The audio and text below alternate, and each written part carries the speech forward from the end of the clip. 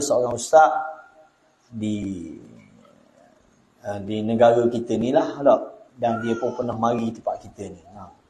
Jadi telah Jabatan Mufti Negeri Terengganu telah mengisytiharkan ajaran dia tu salah lah. Ajaran dia tu menyeleweng sehingga diisytiharkan sebagai sesat, lagi menyesatkan. Dan bila kita perhatikan fatwa ni, fatwa kita kena ingat, fatwa Jabatan Mufti ni dia bukan main-main. Dia bukan keputusan oleh seorang mufti, tetapi dia adalah perbincangan. Tak, setiap negeri di Malaysia kita ni dia ada Jabatan Mufti.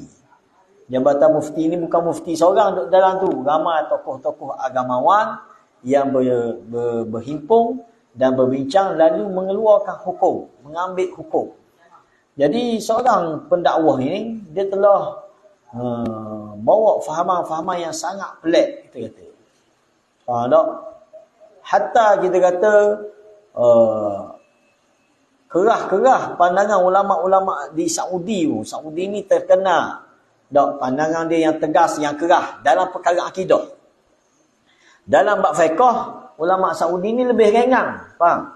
Kalau orang bacalah, masalah kita ni di Malaysia, orang Malaysia ni dia letak hukum lah, dia tak je baca tak pandangan-pandangan ataupun fatwa-fatwa ulama-ulama dari Saudi.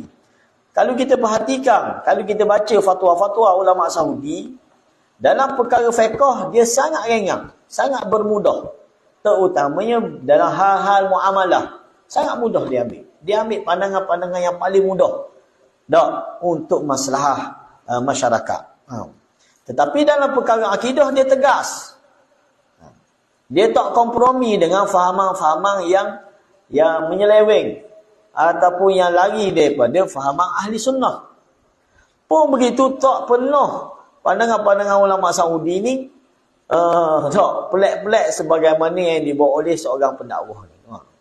Dia kata macam-macam sampai tahap dia menyesatkan Imam Hanafi. Tak? Dia kata Imam Hanafi ni dok pandai hadis. Oh, bisa. Apa tak? Dia kata Imam Nawawi ni sesat. Imam Nawawi ni siapa? Asy'ariyah, Murji'ah dia kata. Dia kata kepada Imam Nawawi. Ini sedar kalau kita tengok ulama-ulama Saudi semua pakai pandangan Imam Nawawi. Kita pergilah mengajar di Masjid Nabawi ke, di Masjidil Haram ke, semua mereka mengambil pandangan Imam Nawawi. Qala Imamun Nawawi. Kita akan keluar, kita akan dengar keluar daripada mulut-mulut ulama-ulama, masyayikh di Saudi tu, qala Nawawi. Qala Ibn Hajar Al-Asqalani. Cuma kita tak setujulah dengan pandangan yang dibawa dalam bab Asy'ariyah. Ulama-ulama Saudi dia tolak hak tu saja, tapi pandangan-pandangan lain, pandangan fiqh, pandangan bab-bab lain, dia ambil pandangan Imam Nawawi ni. Tiba-tiba seorang pendakwah ni yang sehari dua baru kenal sunnah, tiba-tiba dia condemn orang ni, dia kata gini, dia kata imam tu, dia kata imam ni. Tak. Malah lebih teruk lagi apabila dia bercakap isu tentang ketuhanan lah. Tak. Dua benda yang sangat kita kata bahaya ucapan dia. Walaupun kita beriman bahawa Allah adanya, kita isbatkan sebagaimana hadis ni kita kata fihi isbatu af'alillah, kita sabitkan bahawa Allah ni ada af'alul ikhtiyariyah yang dia nak buat. Bila dia nak buat, guana dia nak buat, tu hak dia. Tiba-tiba dia ni dia pergi nisbah kepada Allah. Pertama dia nisbah bahawa Allah, kalau Allah berkehendak nak buat anak, Allah boleh buat anak, dia kata. Faham? Lalu ini ucapan ni salah, tak pernah disebut. Dalam hadis pun tak pernah sebut. Dalam ayat Quran pun tak pernah sebut benda lagu ni. Faham tak? Tiba-tiba dia kata seolah-olah dia mengharuskan Allah memiliki anak. Sedangkan benda ni kita kata mustahil. Allah telah menafikan dalam Quran. Lam yalid wa lam yulad. Macam mana dia kata kalau Allah nak, boleh Allah buat? Mana boleh sebut lagu tu? Faham? Nampak tak?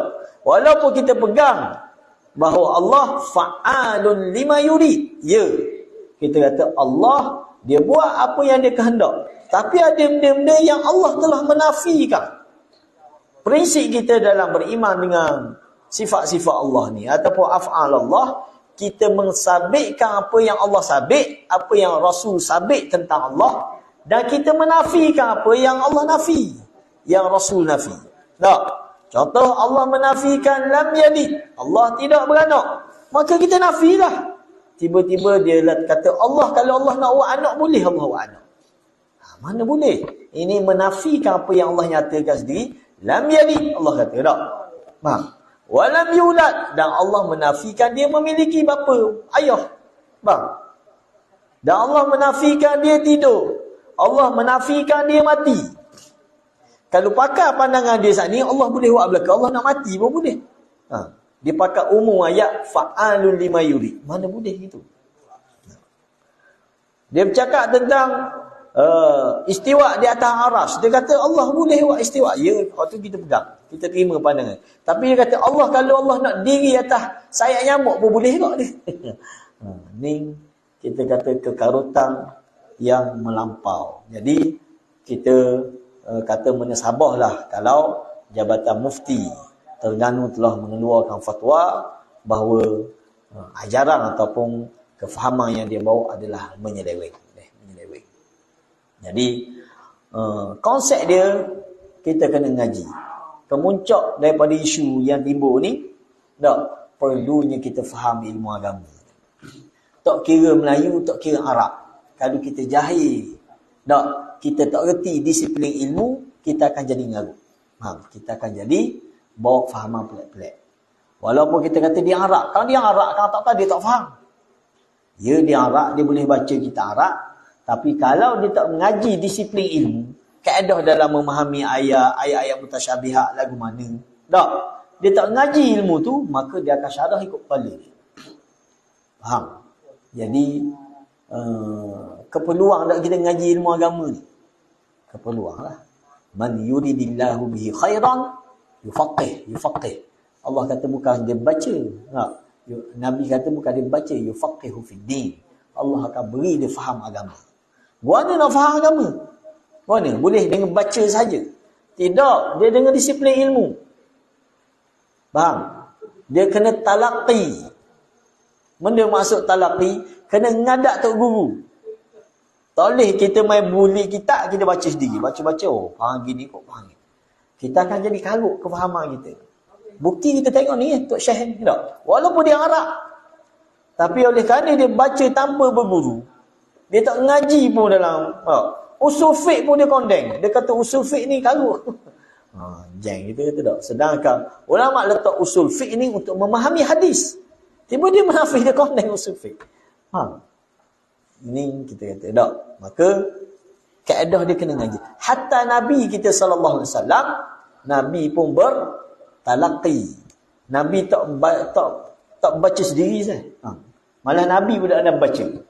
Ummi Nabi. Dan Nabi boleh guna ilmu melalui talaqi. Nabi ngadak Jibril. Tak. Melalui perantaran Jibril, Nabi ngaji wahyu ni. Dan para sahabat ngaji dengan Nabi. Kan ada sahabat baca sendiri. Tak, semua sahabat ngaji dengan Nabi.